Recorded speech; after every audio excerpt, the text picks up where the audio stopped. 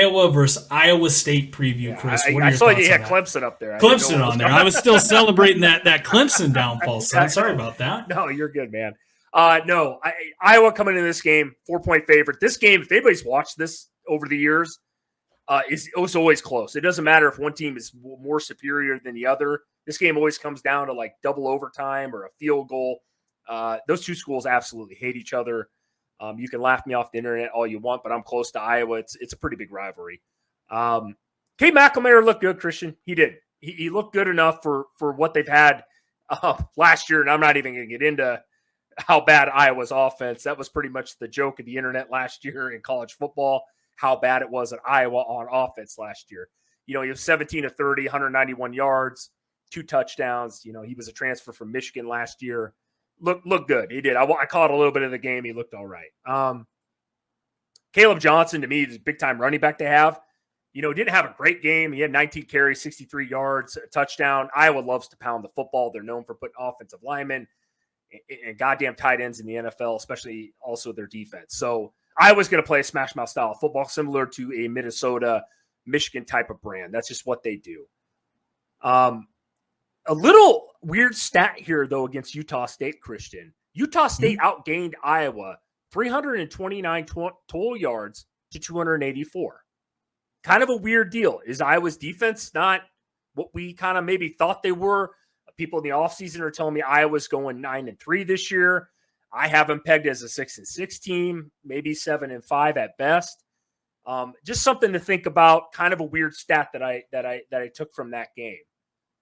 To beat Iowa State, though, Iowa's going to need to obviously be able to move the sticks.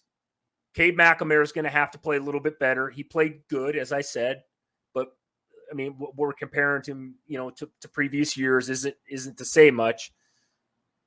I don't know, man. This game is kind of, like I said, I've watched this game a lot just because it's close to home. I got people in the family that are on both sides of this one, so I want to hear your thoughts, though, Christian. Maybe make a case for the Iowa State man. I think this game needs a new name to it, right? I mean, is there a name that the rivalry even has? I think they've got. There has to be. Don't they? Don't they play? I'm going to call this the Caesar Sports Bettors Bowl, Chris, between both these programs, right? I mean, listen, Iowa State beat UNI, right? The University of Northern Iowa, which is not even a major program, 30-9. 30-9. Okay. Yeah. That's. To me, that's worse than what we just talked about with Miami beating Miami of Ohio 38-3. So, but here's the thing. Quarterback Rocco Beck, he was effective right in the game. He went 10 of 13, 113 yards, 2 touchdowns, no interceptions. He also had a rushing touchdown in the game. But how's that going to translate to Iowa's defense? I mean, we touched on it. I mean, yeah, Iowa's defense, they may not be as elite as they've been in years past this year, but I don't think Iowa State's offense is necessarily going to be as elite as they've been in years past either. So that's kind of a hard thing to really predict. I mean, the biggest question mark is I have Iowa State's defense, I think they're going to be good this year. Again, I mean, that's the thing I keep hearing is they're really, really good, Iowa State's defense. And I mean, they looked pretty good in that game, but how does that really work with Cade McNamara back there? I mean, I do think McNamara and that offense have taken steps forward, right?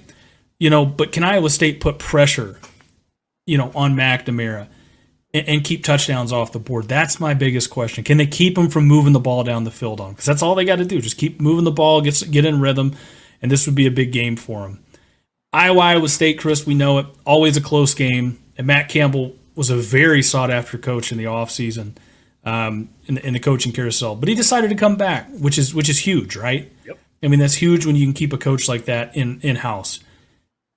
We have no idea, by the way, going into this game, really whether Iowa State's offense can do enough to hang or by how much Iowa's offense has gotten better, right?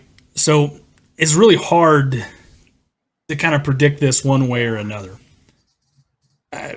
And I mean, again, we touched on defense. I mean, with all the departures and suspensions, how's that going to hold up throughout the course of this game? I'll give you my final score prediction on it, Chris. I've got Iowa 21. Iowa State 14.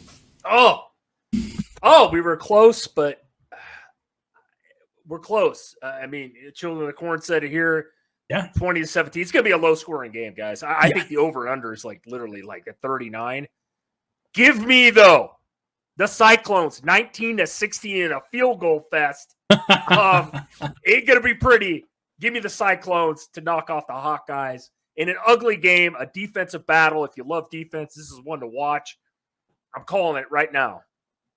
Right now, Christian. That's where I'm at with this game. You're right, though, about everything you just said there. Really don't know much about these teams, just as far as what they're trying to do. Is Iowa State's offense actually that good? We know Iowa State's defense is supposed to be good. Iowa always puts out good defenses. Didn't look elite last week against the Utah State team. That wasn't – I don't think anybody's high on them, really. Yeah, kind of – something's got to give here. You know what I mean? Something's going to happen in this game. And give me the goddamn Cyclones, baby. Give me the Cyclones at home.